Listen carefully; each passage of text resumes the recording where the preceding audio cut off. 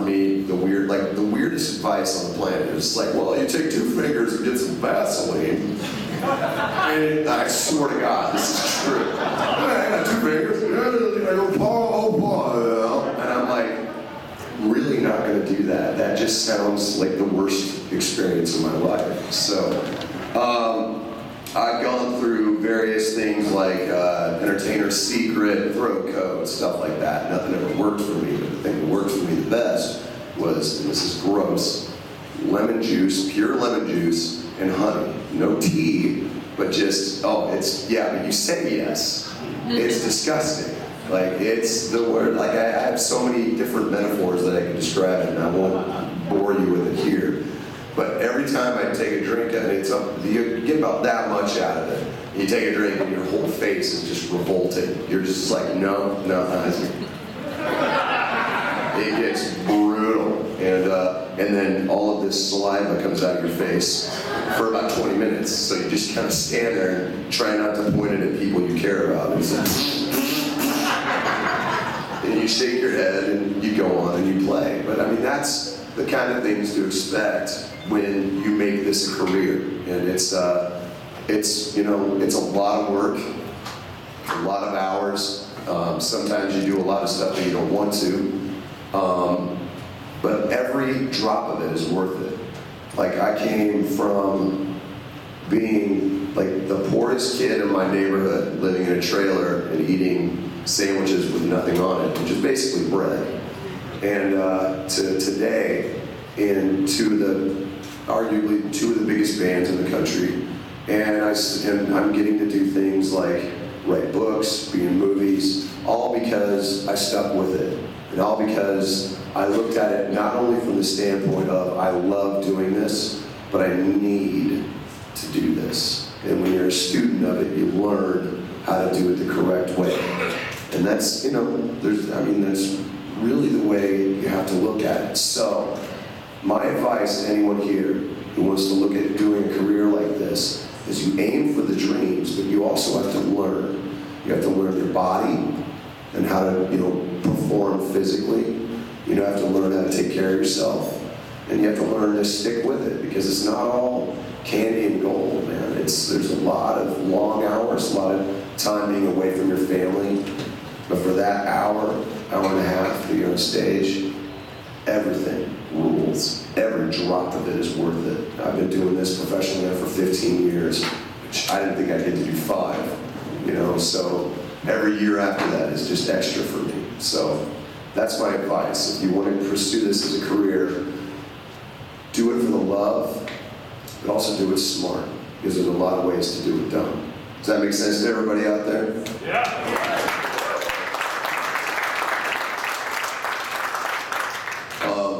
Anybody have any questions? Yes, Steve. Why did I start singing? I didn't even know I was good at singing until, and this is actually a true story, my older cousin Lisa from Indianola, Iowa, we were sitting in her bedroom and she was playing me like all this like rock stuff, right?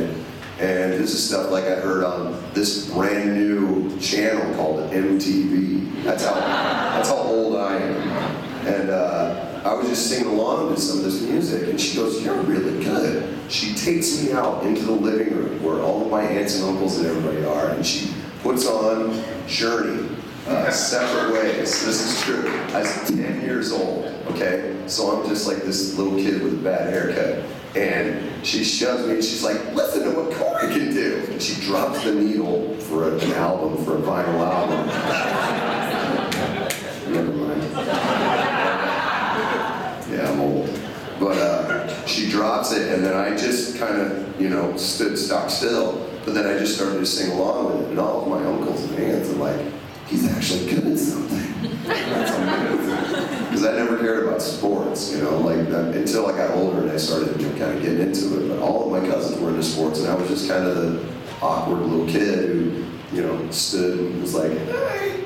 So, but then when the song was over, they all yelled and cheered, really good. And I was like, "That's cool." That kind of stuck with me. So that's when I learned that I was actually kind of good at it. doing something, and then that made me want to do it more, Everybody else? Yes? Trying to teach my girls to try to get with band. Yes. Get themselves try harder. What's some of the biggest obstacles you have? Ooh, that's a good question. When you're younger, you tend to look at adversity as the finality of everything. It's not until you get older that you start to kind of go, well, it's just a knock, it's just a setback, and you kind of progress further. For me, I did a lot of stuff before I even joined Slipknot that I thought was the sure way, and I kind of landed on my butt every time. So I did everything from moving to Denver, because I was like, well, if I move to a bigger city, I'm guaranteed to make it live, for a split second, I actually thought about, and this is true, I actually thought about going country. That's a true story. But I'm not proud. But,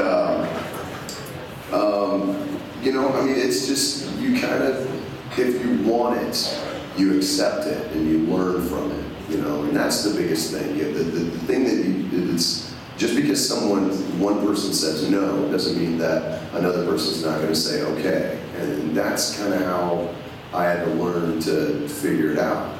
But as long as your reasons for doing it never change, there's no such thing as adversity, to be honest. Because for me, I always knew I was going to do music. There was nothing that anybody was ever going to, tell me differently.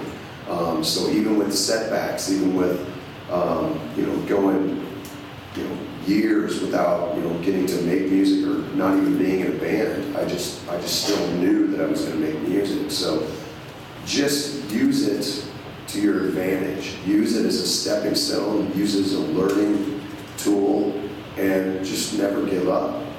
That's really the only way to look at it. All right? Yes? Do lots of push-ups.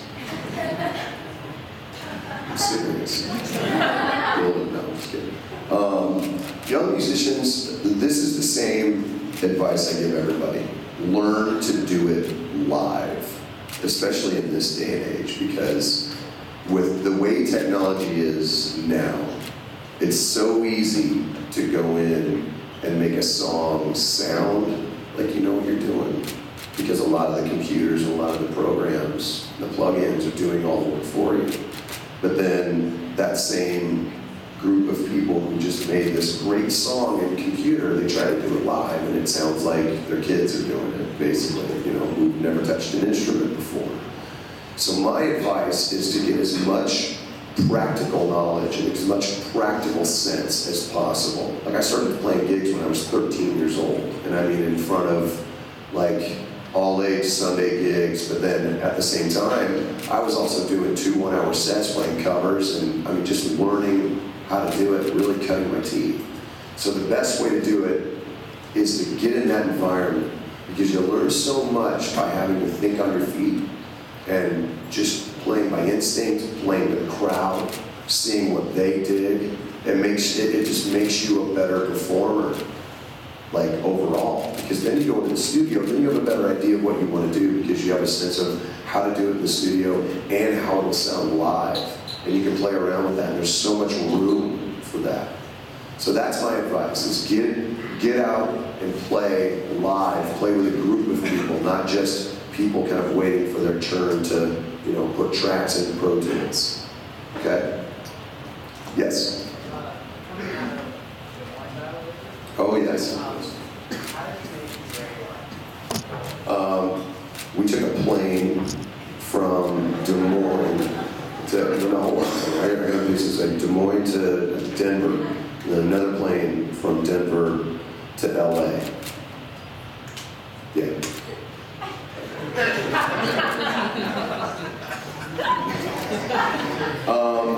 Honestly, it was all about circumstances, because this business, in a lot of ways, is a lot about talent and opportunity as well. I can safely say that as talented as everybody is in Slipknot, if we hadn't known certain people in key positions, we wouldn't have got to meet Ross Robinson. We wouldn't have then been able to play for Ross Robinson, and then he wouldn't have produced us. So in a lot of ways, it's what you can do and who you know. And we also didn't have that thought process of, well, we're from Des Moines, it's never gonna happen.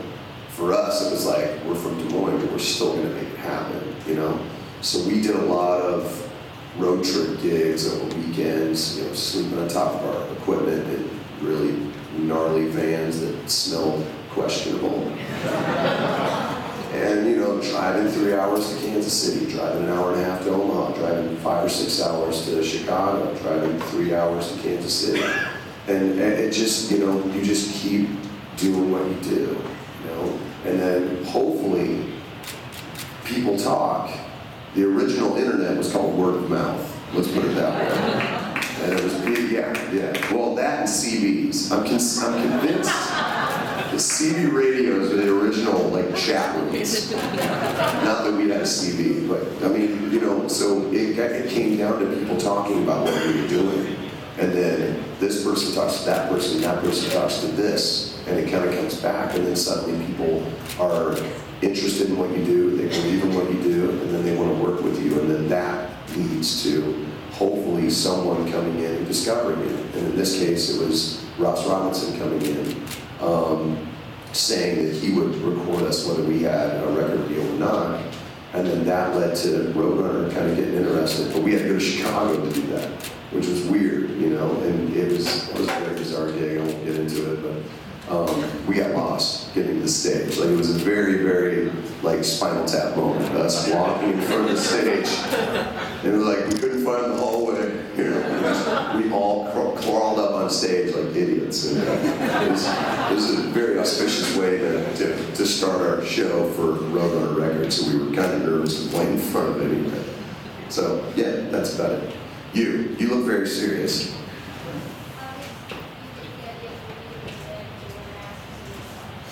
That was actually an idea that was already in place when I joined the band. The band formed in 1995, which is a very long time ago for me. This is before, well, no, the interwebs were still kind of there, but this is before DirecTV had like 1,000 channels. There's only about 200 channels, which I know that's crazy.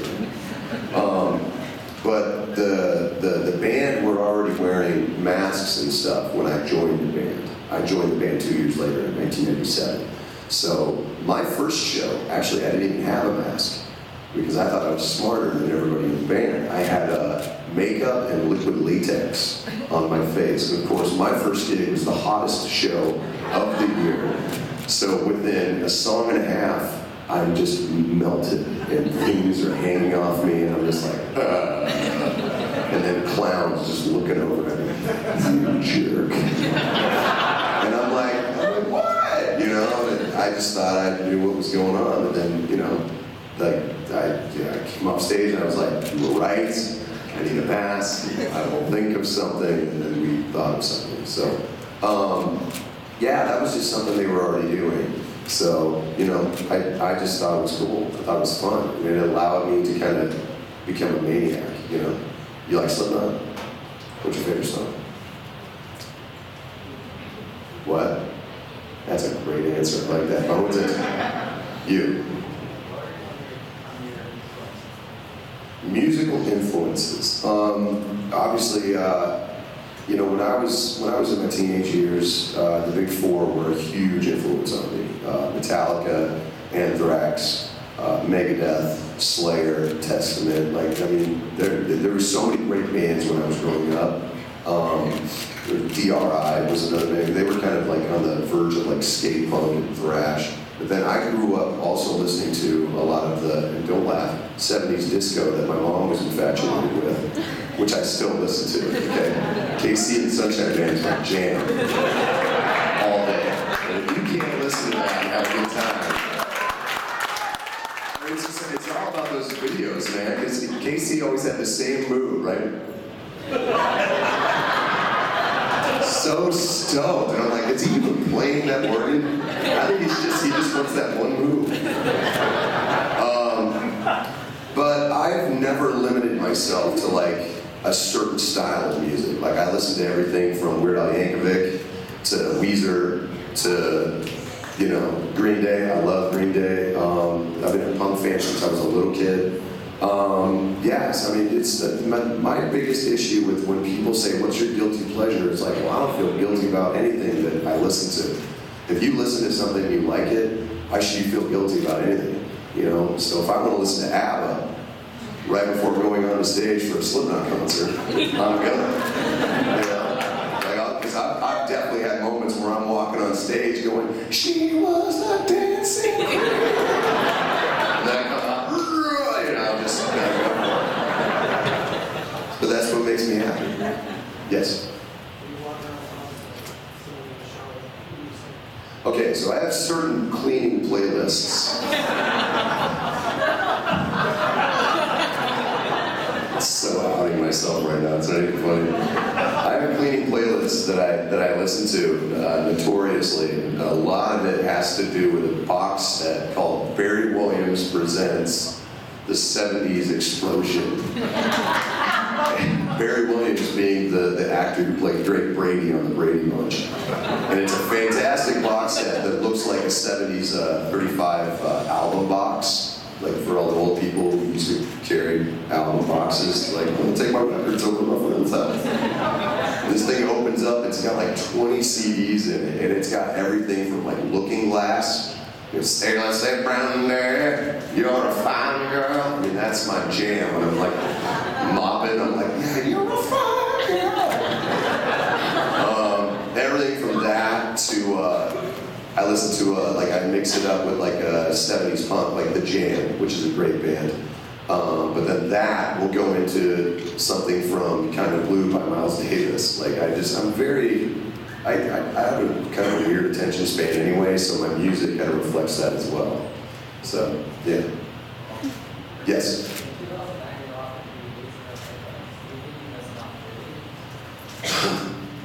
Yeah. In a way. I mean, the weird thing about that is that we were all set to go, and the record label is actually the ones who put the kibosh on that.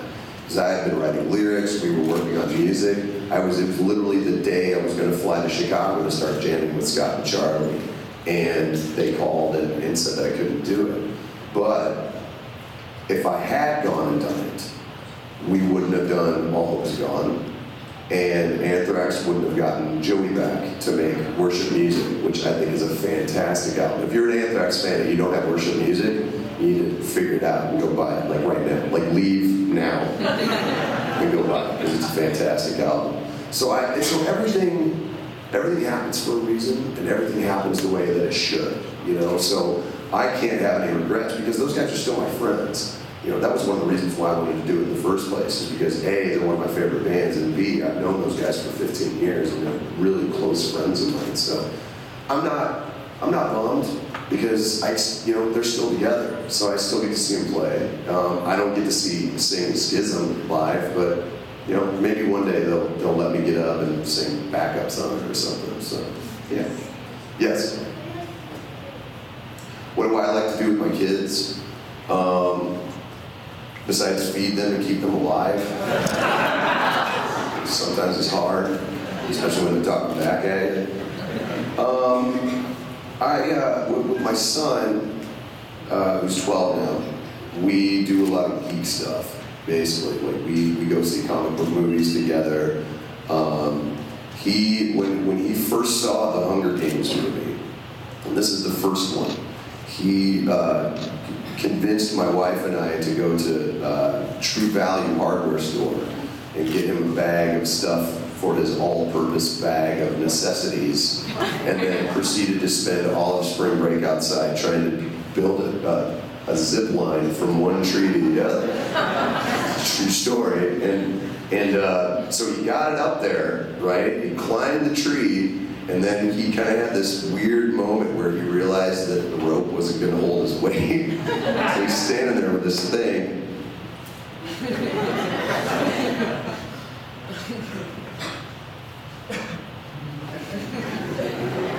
standing there below him, just going, this isn't going to end well. And finally, kind of looked down and he's like, you know what, maybe I'll just pretend that I said the line across there. I was just like, hey, that's your call. This thing isn't OSHA approved, so I'm not going to make you zip down. We just have a lot of fun, you know. It's important, obviously, to be, you know, strict. And sometimes, because I don't get to spend a lot of time with him because I'm on the road, you tend to let the guilt of that get you. And I was like, sure, you can have a Mountain Dew at 10:30 at night. I miss you. But I have learned in the subsequent years that that's, in fact, not the way to do it. So yeah, I mean, it's a balancing act, you know. I mean, me and Griff are so much, have so much in common that sometimes it's hard to remember that it's like I gotta, you know, stick with it. It's like, go clean your room, blah blah blah blah blah. You gotta be a dad. So, but at the same time, that's one of the best things about being a dad because you're raising a little you know, that you can then unleash on the world, and hopefully he takes over. Yes, sir.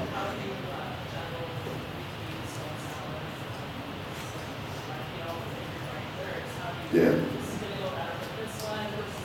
You know, I always, the question was, how do I make the distinction between writing for Stone Sour and writing for Slipknot? Is that the question, basically?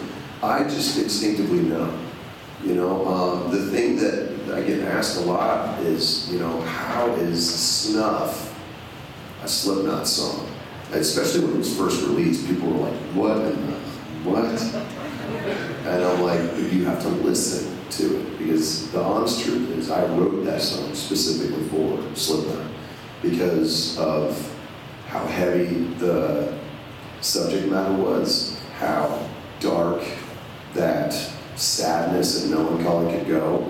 I knew just instinctively that Slipknot, we would be able to kind of put the edge in that music, you know? And now, as time has gone on, people have really kind of, like, they look at it in context and go, oh, well, I did it.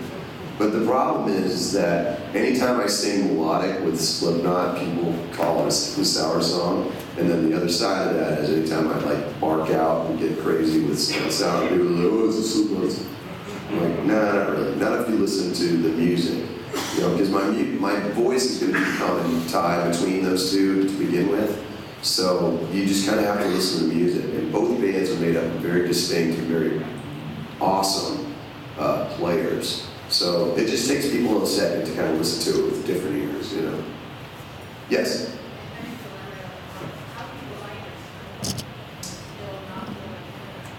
Well, it's all about priorities, to be honest. I mean, as long as you schedule yourself like 4.5 hours of sleep, you can get anything done, really, you know. For me, it's always been very simple, and I'm in two great bands who are very understanding, and they let me kind of get away with it in a way. But when I'm working with Slipknot, that's my focus. It's working on the album, we're going to tour. When I'm doing Stone Sour, it's the same thing. Working on the album, we're going to tour. So, you know, with the exception of getting together and kind of working out things to kind of tide the fans over between, it's all about your focus, and it's all about your time, and it's all about the amount of attention that you give to it. When I'm working on something, that's all I'm doing.